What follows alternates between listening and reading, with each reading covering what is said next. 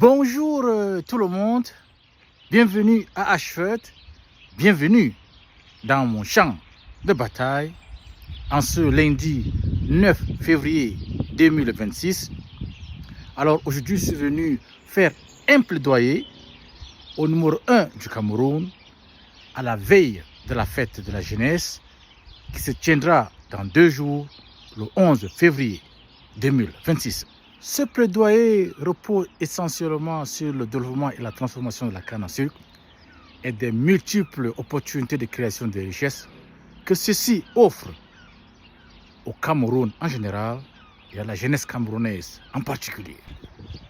Je m'appelle Martial Eba, consultant agro-industriel, 30 ans d'expertise agroalimentaire, multisectorielle, allant du champ à la table, une expertise qui me traîne d'un bout du monde à un autre, affichant aujourd'hui au compteur plus de 600 sociétés répandues sur les 5 continents. À côté de cette expertise, je mène à partir de ce champ de bataille un combat pour le revenu d'une agriculture durable à travers le monde et aussi pour la promotion et le développement de la canne à sucre durable en Afrique.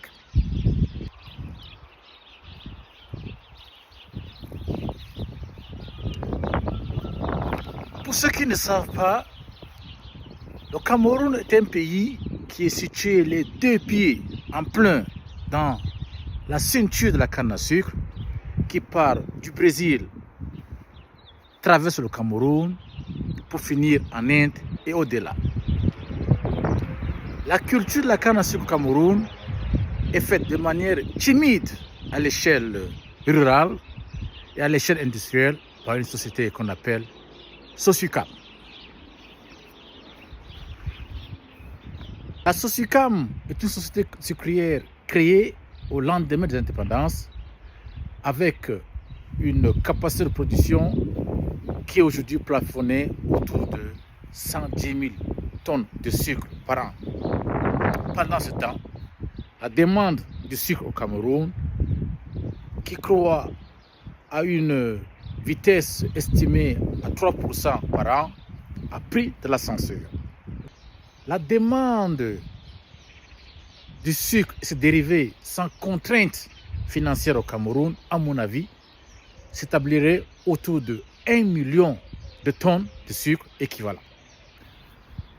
Une fenêtre d'opportunité pour le Cameroun pour réduire l'écart entre l'offre et la demande, mais également pour mettre en branle une société ou une industrie de la canne à sucre pour la production de dérivés tels que l'éthanol, le rhum et l'électricité, un véritable moulin de création de richesses, d'où tout le but de mon plaidoyer.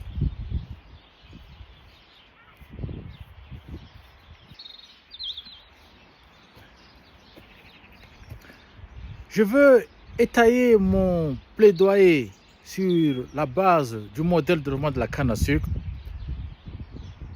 dans des pays où j'ai eu l'opportunité d'aller de près et regarder leur plan de développement de la canne à sucre, tels que l'île Maurice, l'île de la Réunion, l'Ouganda, le Kenya, la Tanzanie, l'Afrique du Sud,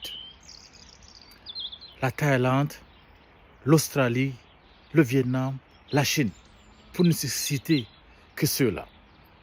Et d'autre part, pour les pays qui restent à visiter à forte production de la canne à sucre, tels que le Brésil, l'Inde et la Colombie. Je commencerai par l'île Maurice, un pays d'une superficie de 2040 km², plus de 200 fois plus petit que le Cameroun. Ce pays dispose de 3 usines sucrières avec une production annuelle qui tourne autour de 2,2 millions de tonnes de canne à sucre, dont une partie très importante provient des plantations indépendantes. Ce pays produit, en dehors du sucre, l'éthanol, l'électricité et le rhum.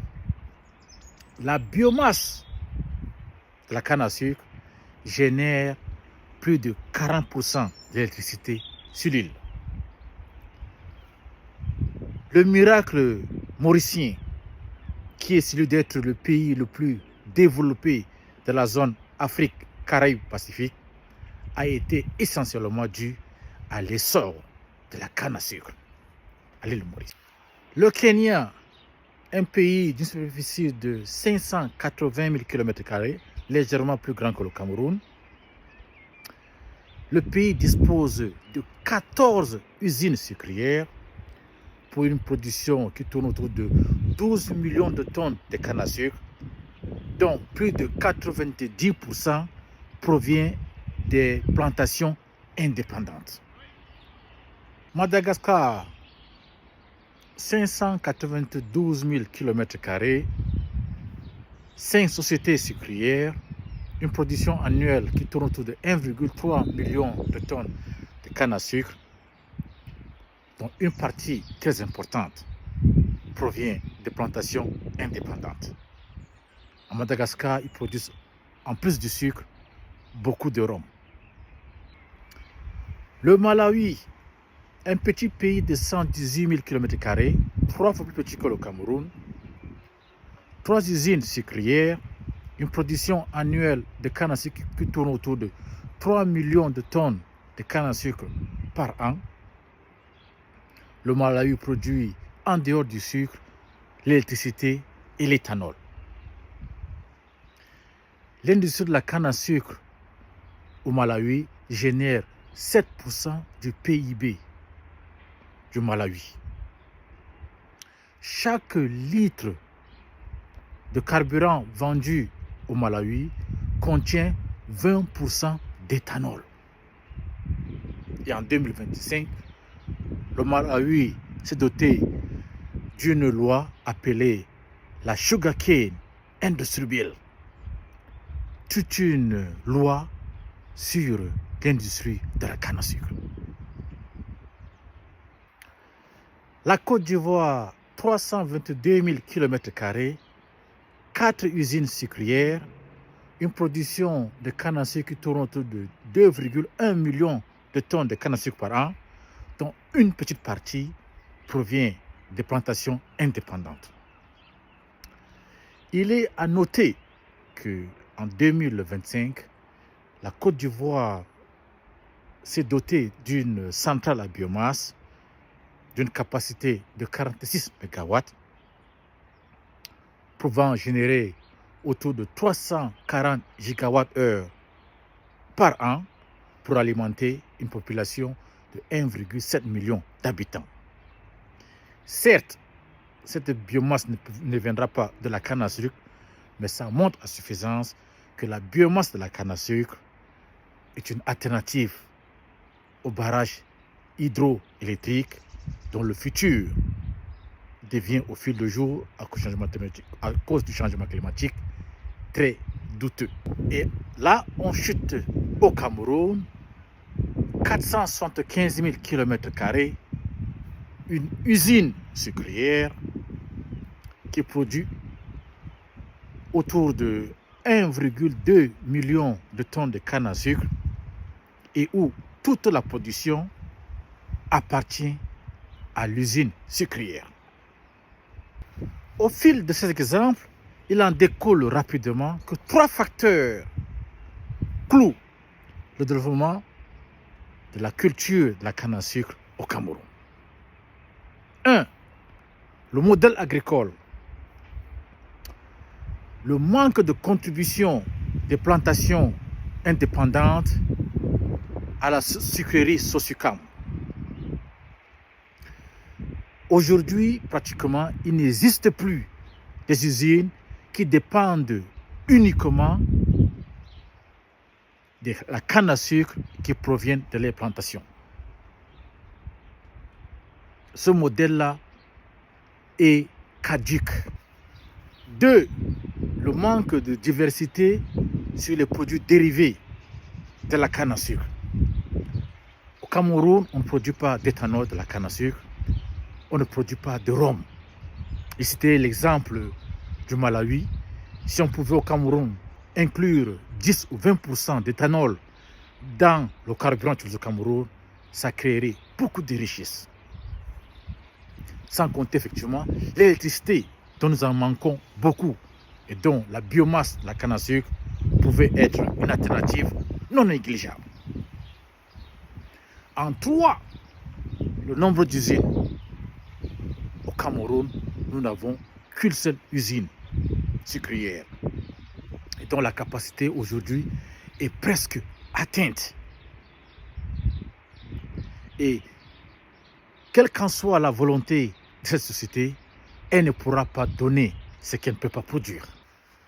Lorsque vous mettez tous ces 3 facteurs dans la sauce, vous arrivez vite fait à la conclusion que le Cameroun doit démultiplier ses efforts pour tenir ses engagements, qui sont entre autres la réduction des importations massives de sucre, la création d'emplois et l'autosuffisance alimentaire. D'ailleurs, à la page 44 de la stratégie nationale de développement du Cameroun 2030, il est écrit que la canne à sucre est une filière prioritaire pour le développement agroalimentaire. Mais on note malheureusement que depuis le lancement de la SDN 30 en 2020, il n'y a pas eu beaucoup d'avancées en matière de la canne à sucre. Il était peut-être temps qu'on s'y penche. La canne à sucre au Cameroun peut se produire à grande échelle sur tout le territoire des 8 provinces et de manière sélective dans la province du Nord et de l'extrême Nord. Cependant, le Cameroun peut ne pas avoir les moyens de s'offrir une usine sucrière dans chaque province. Et là, je fais entrer mon premier joker.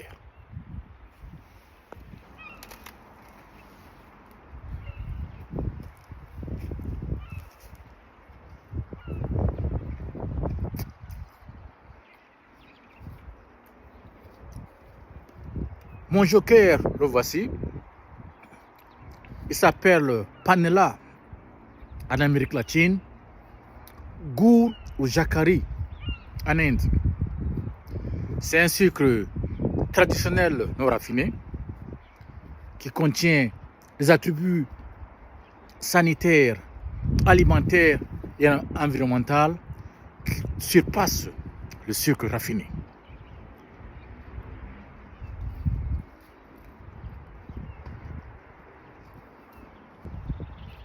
Quelle est l'importance de ce sucre traditionnel non raffiné aujourd'hui dans le diète des humains à travers le monde?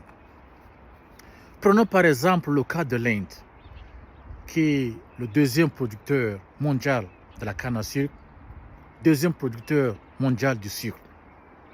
L'Inde aujourd'hui, le premier producteur de ce sucre traditionnel non raffiné. 10 millions de tonnes par an, ce qui est l'équivalent de plus de 100 millions de tonnes de canne à sucre, soit alors 100 fois la production annuelle de canne à sucre au Cameroun. Si les 10 millions de tonnes de ce sucre traditionnel produit en Inde, 4 millions sont exportés à l'international. Si on saute, on tombe du côté de l'Amérique latine, précisément en Colombie, la panela joue un rôle essentiel dans le diète des Colombiens. Aujourd'hui, on dénombre plus de 20 000 unités de production de panela en Colombie pour satisfaire une demande de plus de 25 kilos de panela par an par habitant. Lorsque vous multipliez cette quantité par les 53 millions d'habitants, vous avez une production qui tourne autour de 1,4 million de tonnes de panela par an, soit l'équivalent de plus de 10 fois la production du sucre au Cameroun. Produire du panela n'est pas chose difficile. Tout le monde au Cameroun peut produire du panela, à condition d'avoir effectivement accès à la canne à sucre. Et avec une petite formation, on peut produire du panela au Cameroun qui répond aux standards internationaux, même les plus exigeants. D'ailleurs, les standards alimentaires, c'est mon quotidien. La production du panela au Cameroun permettra donc non seulement à satisfaire, à réduire l'écart entre la demande et l'offre du sucre au Cameroun, mais aussi pour la production de dérivés tels que l'éthanol et le rhum. Sans oublier, ça c'est important, que ce panela peut être exporté vers notre voisin, le géant d'Afrique, avec qui nous partageons plus de 2000 km de frontières, je veux dire le Nigeria, géant économique d'Afrique, qui aujourd'hui importe plus de 90% du sucre qu'il consomme. Une véritable manne pour le Cameroun, à condition qu'on la saisisse. Et dans ce processus de la révolution de la canne à sucre au Cameroun, la société Sosucam peut jouer un rôle pivotal qui, au finish, la transformera d'une société d'envergure nationale à une société d'envergure continentale, comme le géant Ilovo Sugar Africa de l'Afrique du Sud. Tout ceci est possible. Tout ceci est possible, c'est seulement si Sosucam peut délaisser son approche de 100% de 100 qui crée très peu de richesses verticales pour adopter l'approche de 10% de 1000 qui, elle, crée une richesse horizontale et beaucoup de richesses verticales. Au passage, mon village à Fanloum, qui se trouve à un vol d'oiseau de l'usine sucrière de Sosucam, a tous les atouts pour devenir un partenaire privilégié dans la production de la canne à sucre pour fournir à cette usine. Il appartiendra à Sosucam de saisir cette opportunité à l'aube du changement climatique.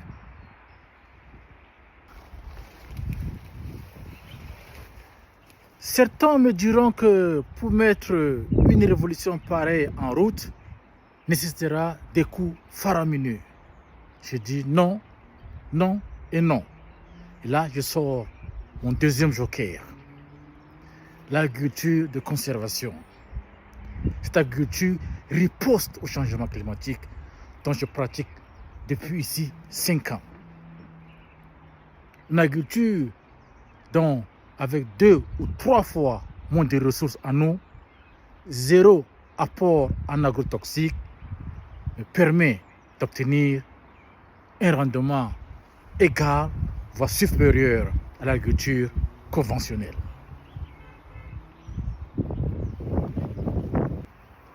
Et si vous couplez cette approche holistique avec une plante comme la canne à sucre qui nécessite un semis une fois tous les 8, 7 ou bien 10 ans, et si au-dessus vous ajoutez mon troisième joker qui est la mindsetitude agricole, qui est cette aptitude mentale ou alors cet état mental qui voudrait qu'on dise que quelles qu'en soient les conditions, qu'il pleuve, qu'il neige, qu'il vente et qu'il chauffe, la plante-ci va pousser ici.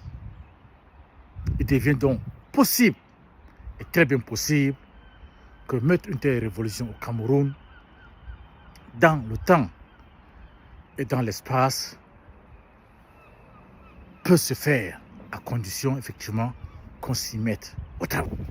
Voici donc le socle de mon plaidoyer au numéro 1 du Cameroun à la veille de la fête de la jeunesse, qui est celui de mettre cette jeunesse qui cherche désespérément solace en chantier. Et la culture le développement et la transformation de la canne à sucre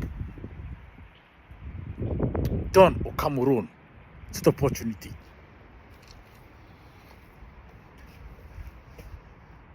Quant à moi, je me sens animé d'un esprit de Ho Chi Minh agricole qui est celui d'inspirer cette jeunesse sur la voie d'un programme de développement de la canne à sucre bottom-up, c'est-à-dire du bas vers le haut.